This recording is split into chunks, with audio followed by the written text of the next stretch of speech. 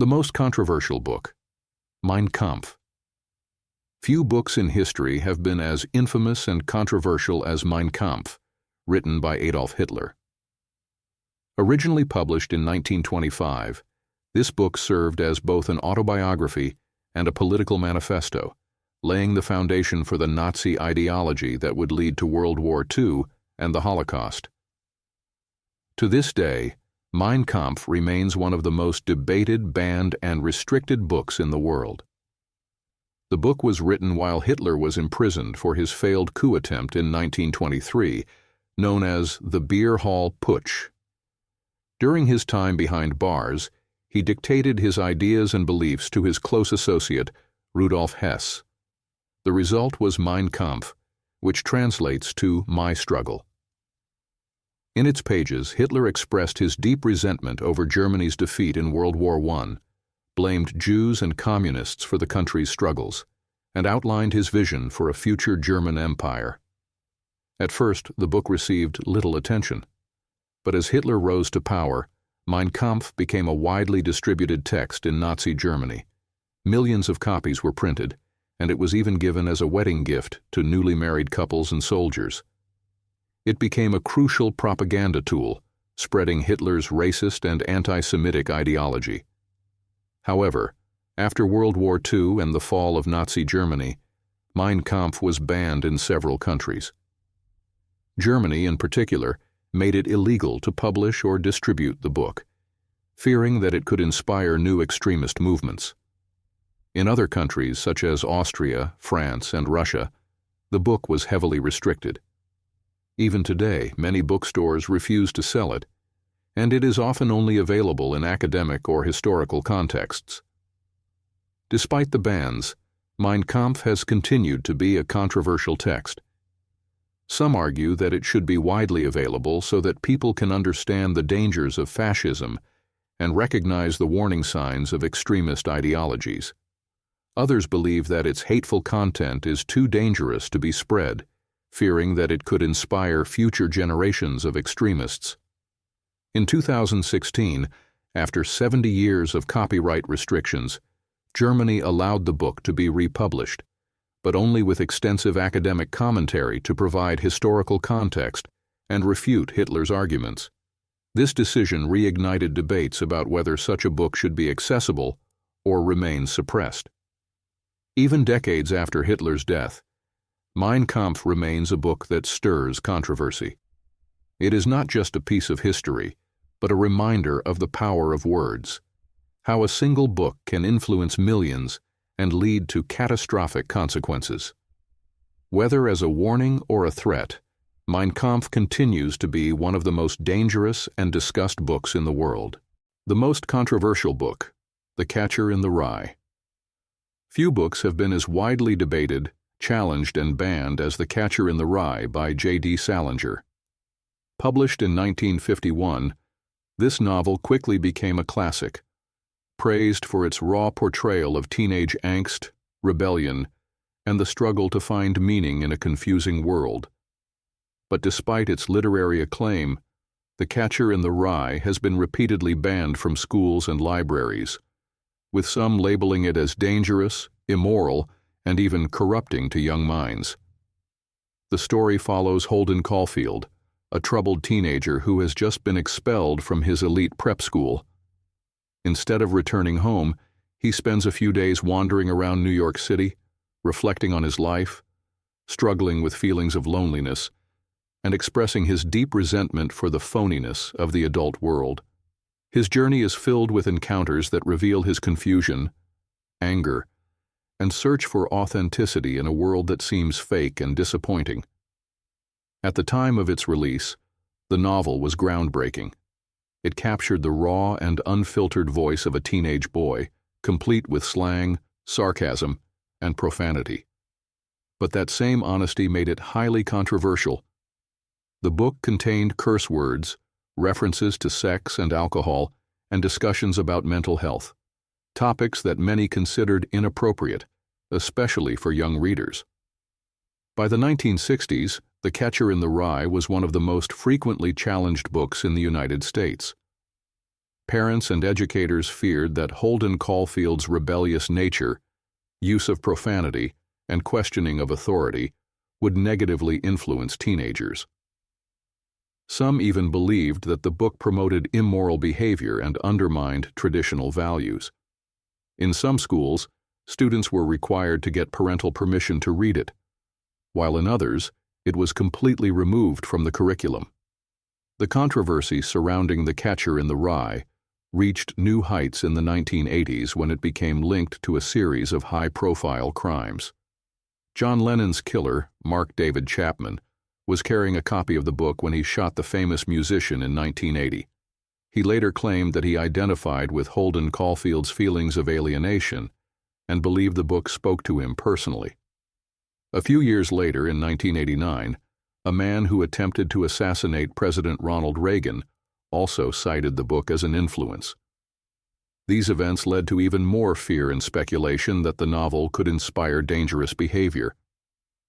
Despite these controversies, The Catcher in the Rye has endured as one of the most influential books in American literature.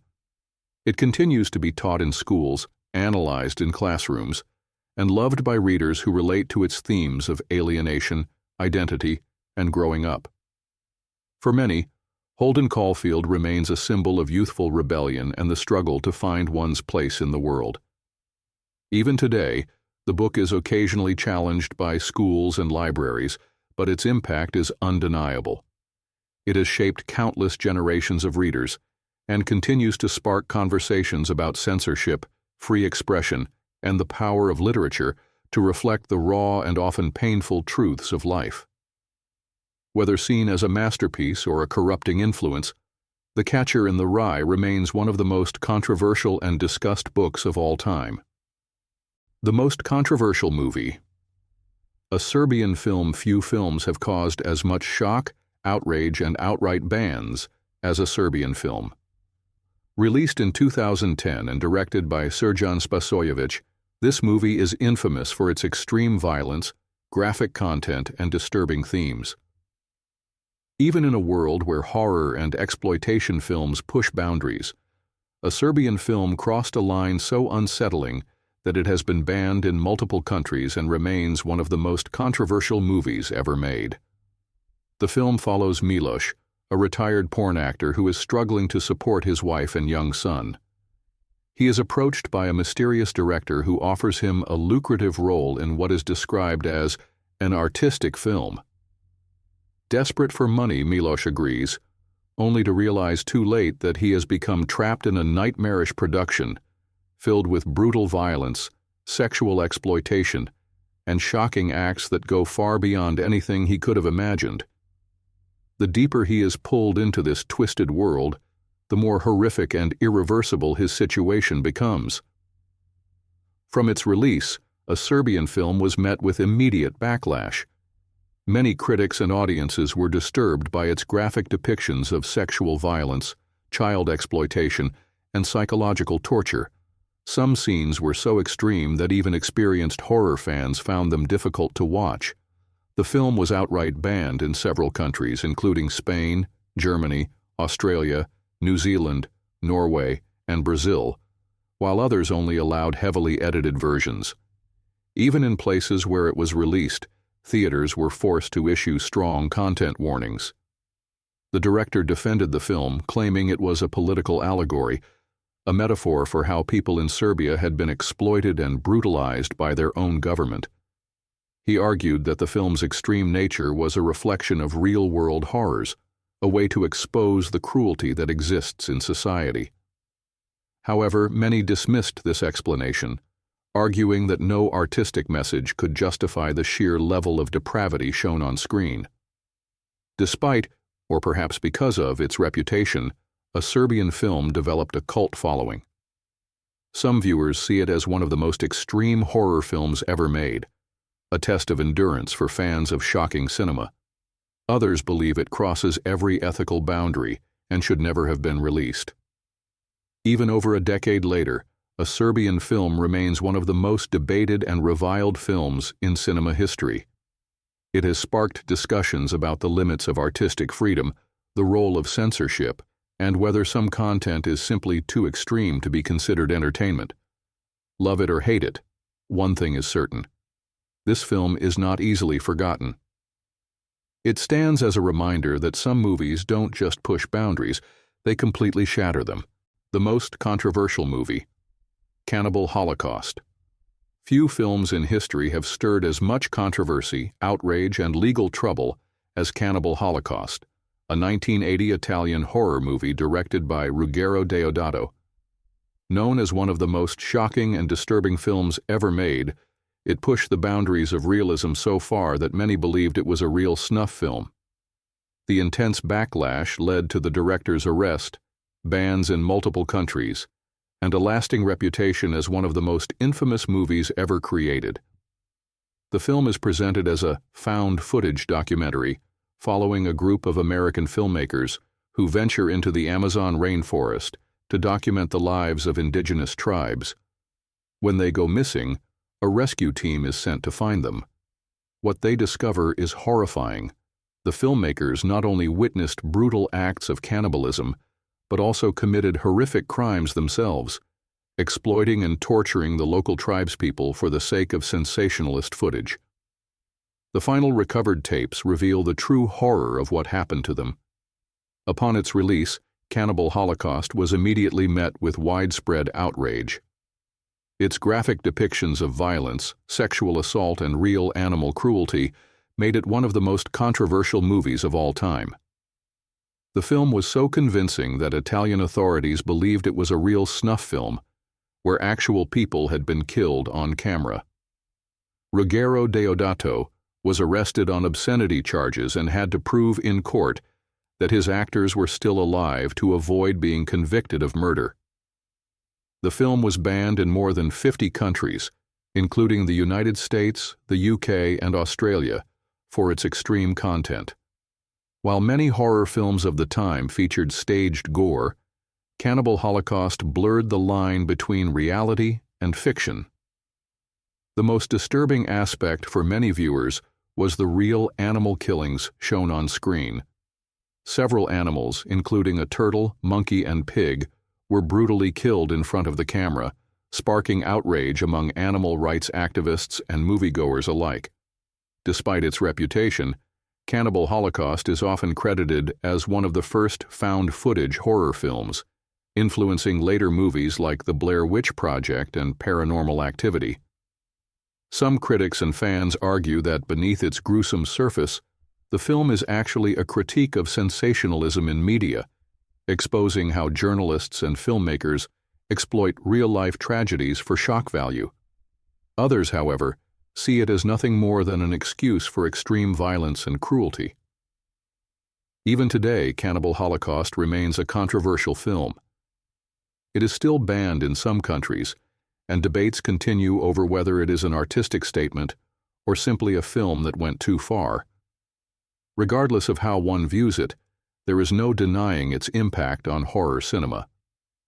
It is a film that challenges the limits of what audiences can tolerate and continues to be one of the most talked about and disturbing movies ever made.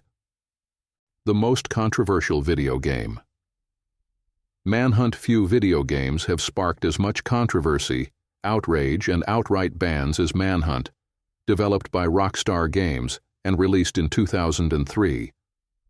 Known for its brutal violence, disturbing themes, and realistic execution mechanics, Manhunt became one of the most infamous games in history, igniting debates about censorship, morality, and the effects of violent media on players. The game follows James Earl Cash, a death row inmate who is given a second chance at life under horrific circumstances. Instead of being executed, he is drugged and wakes up in a desolate city controlled by a sadistic director named the Director. This mysterious figure forces Cash to participate in a twisted game where he must kill his way to survival while being recorded for a snuff film. The only way to escape is to murder gang members and criminals in increasingly brutal ways, all while the director watches and gives instructions.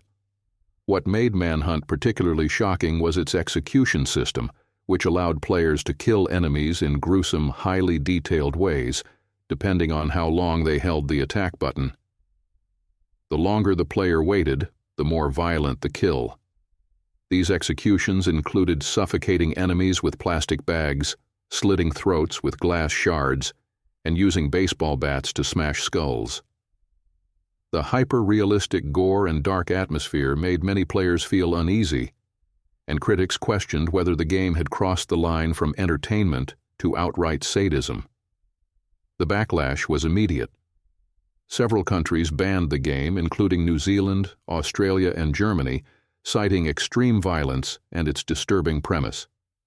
In the UK, the controversy escalated when Manhunt was allegedly linked to a real-life murder. In 2004, a 17-year-old boy was killed by a younger teenager who had played the game, leading newspapers and politicians to blame Manhunt for inspiring the crime. While police later ruled out a direct connection, the damage was done. Manhunt became a symbol of violent games corrupting young minds, and retailers in the UK pulled it from shelves. In the US, Manhunt faced similar scrutiny. Politicians and parent groups demanded bans and stricter regulations on violent games, arguing that its detailed, sadistic killings encouraged players to enjoy murder rather than simply defeating enemies. Rockstar Games, the same company behind Grand Theft Auto, defended the game, stating that it was meant for mature audiences and was no different from violent films.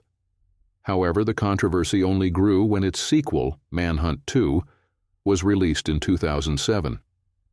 Manhunt 2 was even more brutal, featuring psychiatric patients committing gruesome murders.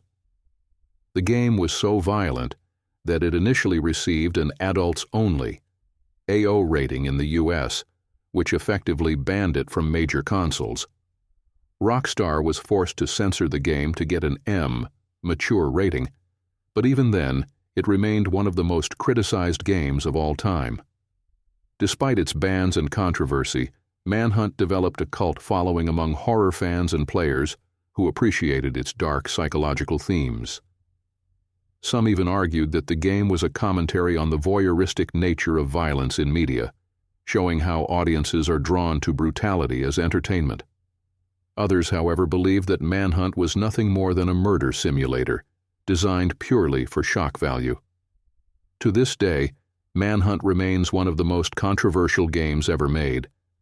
It represents the ongoing debate about violence in video games, the limits of artistic freedom, and the question of whether some content is simply too extreme for mainstream entertainment.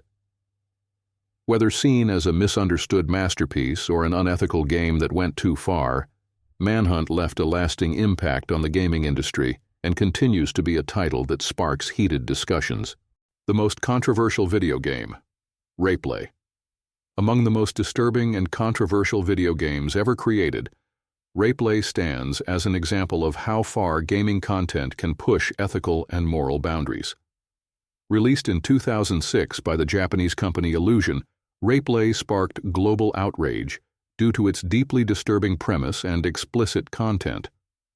Unlike other controversial games that were criticized for excessive violence, Replay was condemned for its subject matter, which many found morally indefensible. The game places players in the role of a sexual predator, a man who stalks and assaults a mother and her 2 daughters as part of a revenge plot. The gameplay involves following victims, harassing them in public places, and eventually forcing them into disturbing situations. The game even allows players to use in-game mechanics to prevent the characters from escaping.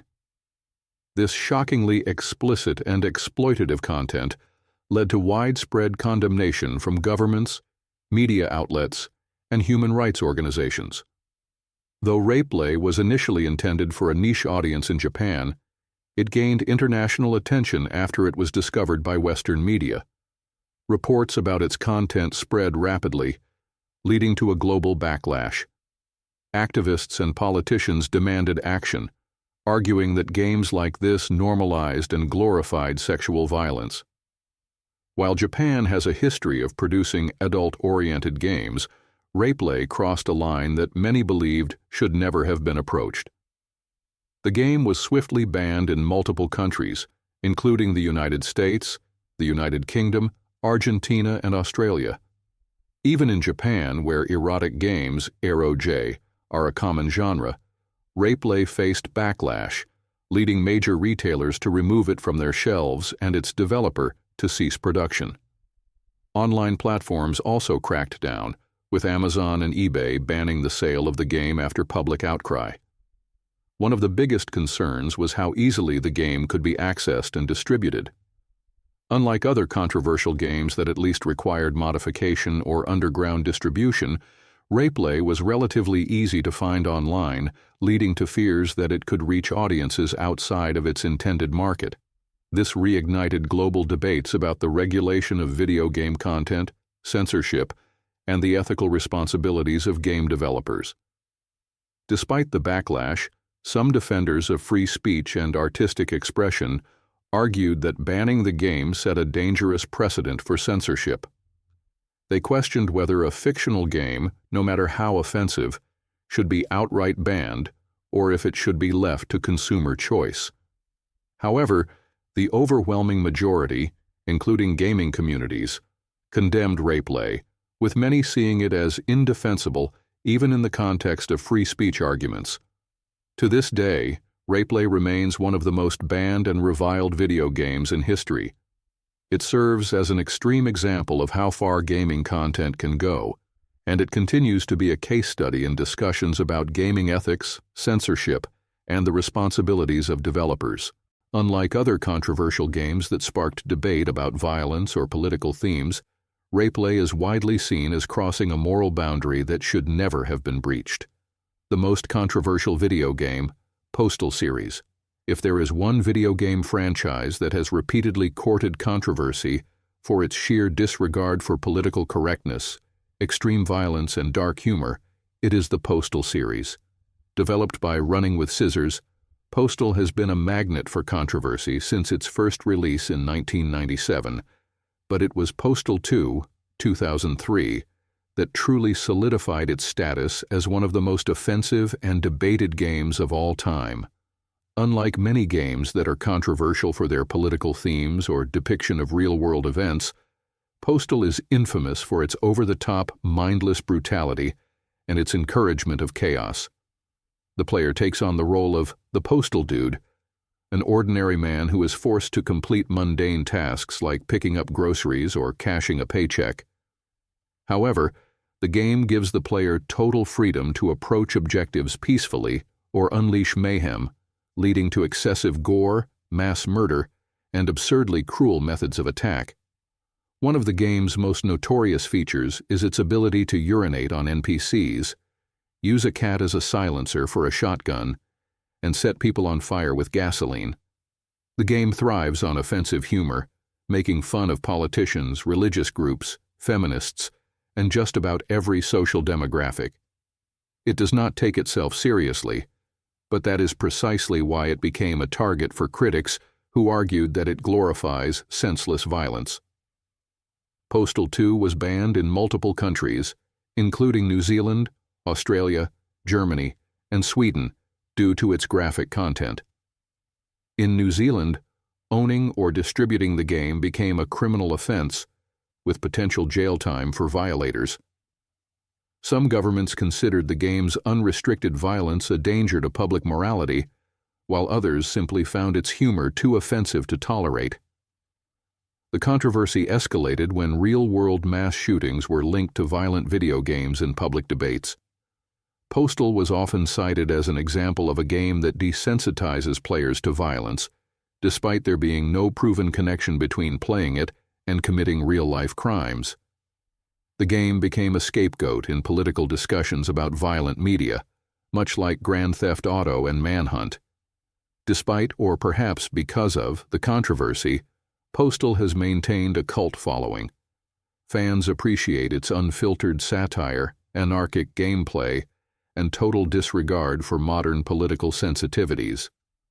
Running with Scissors has embraced the controversy, marketing the game as the ultimate anti-censorship title. Even when Postal 3, 2011, flopped critically, the franchise remained infamous enough to inspire Postal 4, No Regrets, 2022, continuing its legacy as one of gaming's most politically incorrect franchises. To this day, Postal stands as one of the most divisive games in history. Some see it as an exercise in free speech and dark comedy, while others view it as an example of everything wrong with violent video games. Whether you love it or hate it, there is no denying that Postal is one of the most controversial games ever made, a title that fully embraces its notoriety and refuses to apologize for it.